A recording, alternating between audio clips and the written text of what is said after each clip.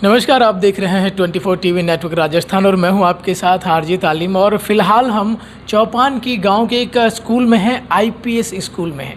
ये वो स्कूल है जिसमें 100% बच्चों का रिज़ल्ट रहा है और एक छोटे से गांव में स्कूल रन कर रहे हैं। सबसे बड़ी बात यह है कि रिज़ल्ट जो है वो 100% रहा है। हमारे साथ में स्कूल के डायरेक्टर बैठे हैं, खुर्शीद सर, जिन्होंने इस स्कूल की शुरुआत की है और यहाँ के आसपास के बच्चों को उन्होंने इतना बड़ा अचीवमेंट दिया कि 100% रिजल्ट के साथ में बच्चे जो फर्स्ट डिवीज़न है वो 50% बच्चे तो फर्स्ट डिवीज़न है। इनको आज कैसा लग रहा है, क्योंकि एक छोटे से गांव से हैं ये और छोटे से गांव में इतनी अच्छी स्ट्रेंथ बनाना और ये जो गांव के बच्चे हैं इनको इतने बड़े लेवल तक पहुंचा के आज ये कैसा महसूस कर रहे हैं? सर, सबसे पहले तो आपका बहुत बहुत स्वागत है। बहुत बहुत शुक्रिया सर। कैसा लग रहा है, इतना बड़ा अचीवमेंट एक छोटे से गांव में आपने इतना बड़ा करके दिखाया है, कैसा महसूस होता है? देखो, टीचर के लिए सबसे बड़ी खुशी की बात ये होती है कि उनके स्कूल के बच्चे जब अच्छा रिजल्ट लाते हैं तो उससे बेहतर खुशी उनके लाइफ में और कुछ नहीं हो पाती है।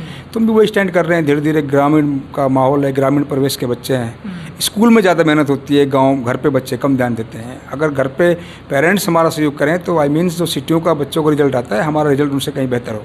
सर, एक बात आपने की कि क्योंकि गांव के बच्चों को स्कूल तक पहुंचाना ही सबसे बड़ा एक टास्क होता है अपने आप में, लेकिन फिर भी जो स्ट्रेंथ और जो स्कोर बच्चों का आपने पहुंचा है वो वाकई में काबिल तारीफ़ है। क्योंकि इसमें हमारी कोशिश थी, मैंने खुद ने नवंबर माह से लेकर और बच्चों के जब तक बोर्ड के एग्ज़ाम हुए मैंने 2 घंटा एक्स्ट्रा क्लास ली बच्चों से। उसका मैंने कोई बच्चों से पैसे नहीं लिए, एक पैसे भी, सिर्फ हमने अपने दम पर रिजल्ट दिया बच्चों का। और पेरेंट्स की हम बात करें तो हम तो पेरेंट्स को फ़ोन भी करते हैं ना, बच्चा स्कूल क्यों नहीं आया था, तो 90% पेरेंट्स तो फ़ोन ही पिक नहीं करते हैं हमारा। वो सिर्फ ये सोचते हैं कि फ़ीस का कोई मामला होगा, स्कूल से फ़ीस के लिए फ़ोन कर रहे होंगे। तो ग्रामीण क्षेत्र में स्कूल चलाना बहुत बड़ी बात है।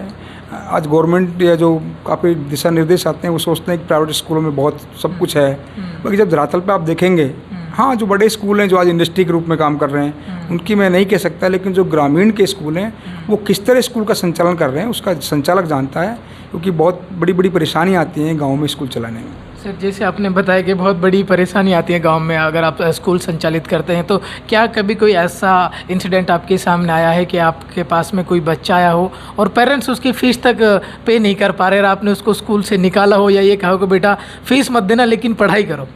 मैं बेसिकली आपको क्या बताऊँ, सच तो ये है कि मैं अपने स्कूल की नहीं, गांव में जो स्कूल चलते हैं मोस्टली उसमें 3 के साथ एक बच्चा तो फ्री पढ़ाया जाता है। अच्छा। ये स्कूल की तरफ होता है कि 2 के साथ एक फ्री होता है। और अब फीस की बात करें तो 30% फीस स्कूल में हमारी हर साल डूब जाती है, ख़त्म हो जाती है, पेरेंट्स नहीं दे पाते हैं।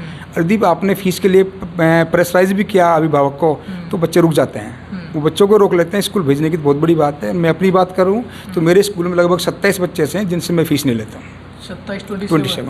और वो मैं आपको बताऊं, वो बच्चे यहाँ से भी नहीं है, कोई बिहार का है, कोई बंगाल का है। जो बाहर के लोग यहाँ इंडस्ट्री में काम कर रहे हैं, किसी के पिताजी नहीं है, किसी के कोई पापा ड्रिंक करते हैं, आर्थिक रूप से कमज़ोर है। मुझे पता लगता है कि ये बच्चा आर्थिक रूप से कमज़ोर है तो मैं उसको फ्री ऑफ कॉस्ट पढ़ाने की पूरी कोशिश करता हूँ।